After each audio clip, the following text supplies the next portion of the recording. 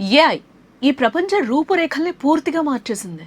ప్రతి రంగంలోనూ తన ఆధిపత్యం ప్రదర్శిస్తోంది. అయితే ఇప్పుడు ఏఐ చేస్తున్న పనులు వింటుంటే అందరిలోనూ ఒక రకమైన భయం మొదలవుతోంది.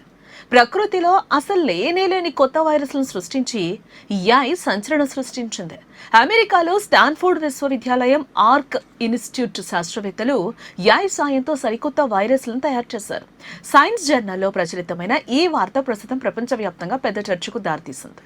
సాంకేతిక ప్రపంచంలో ఏఐ విప్లవం సృష్టిస్తోంది. ఇప్పటి వరకు కంప్యూటర్ స్క్రీన్లకే పరిమితమైన సాంకేతికత ఇప్పుడు జీవశాస్త్రంలోకి అడుగుపెట్టింది. ల్యాబుల్లో ఏఐ రూపొందించిన వైరస్లు విజయవంతంగా పనిచేస్తూ ఉండటం శాస్త్రవేత్తలకు సైతం ఆశ్చర్యపరుస్తోంది. ఈ ప్రయోగం కోసం పరిశోధకులు EO1, EO2 అనే రెండు శక్తివంతమైన ఏఐ మోడళ్లను ఉపయోగించారు. సాధారణంగా ChatGPT పదాలను అంచనా వేసినట్లే ఈ మోడళ్లు DNAలోని అక్షరాల క్రమాన్ని అంచనా వేస్తాయి. కోట్లాది జన్యు సమాచారాన్ని విశ్లేషించిన తర్వాత పూర్తిగా కొత్త రకం వైరస్ నమూనాల్ని సిద్ధం చేశాయి. ఏఐ రూపొందించిన లక్షలాది నమూనాల నుంచి శాస్త్రవేత్తలు దాదాపుగా 300 నమూనాలను ఎంపిక చేశారట. వాటిని ప్రయోగశాలల్లో ప్రత్యక్షంగా తయారు చేసి పరీక్షించారు. అనంతరం బ్యాక్టీరియాపై ప్రయోగాలు నిర్వహించగా 16 వైరస్లు విజయవంతంగా పనిచేశాయి. ఇవి ప్రకృతిలో లభించే సహజ వైరస్ల కంటే వేగంగా పెరిగాయి. సాధారణ మందులకు లొంగని తీవ్ర నిరోధక శక్తి ఉన్న ఈ కోలై బ్యాక్టీరియాను ఇవి అత్యంత సమర్థవంతంగా నాశనం చేశాయి.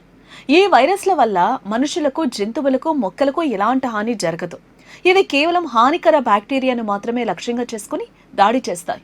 ప్రస్తుతం యాంటీబయోటిక్స్ కు లొంగని ప్రమాదకర బ్యాక్టీరియాపై పోరాటంలో ఈ పరిశోధన మైలురాయిగా నిలవనుంది. భవిష్యత్తులో అవసరానికి అనుగుణంగా కొత్త వైరస్లను రూపొందించవచ్చు. తద్వారా రోగాలను నయం చేసే అవకాశం ఉందని శాస్త్రవేత్తలు కూడా చెప్తూ ఉన్నారు. ఒకవైపు ఇది గొప్ప విజయంగా కనిపిస్తున్నా మరోవైపు ఆందోళనలు వ్యక్తమవుతూ ఉన్నాయి. ఏఐతో వైరస్ల జన్యు నిర్మాణాన్ని తయారు చేసే సాంకేతికత అందుబాటులోకి వచ్చింది. దీన్ని నియంత్రించేందుకు స్పష్టమైన నియమాలు, నిబంధనలు ఇంకా ఏర్పడలేదు. అయితే ప్రస్తుతం ఉపయోగించిన మోడల్లో మనుషులు, జంతువులు, మొక్కలకు సోకే వైరస్ల సమాచారాన్ని చేర్చలేదని పరిశోధకులు స్పష్టం చేశారు.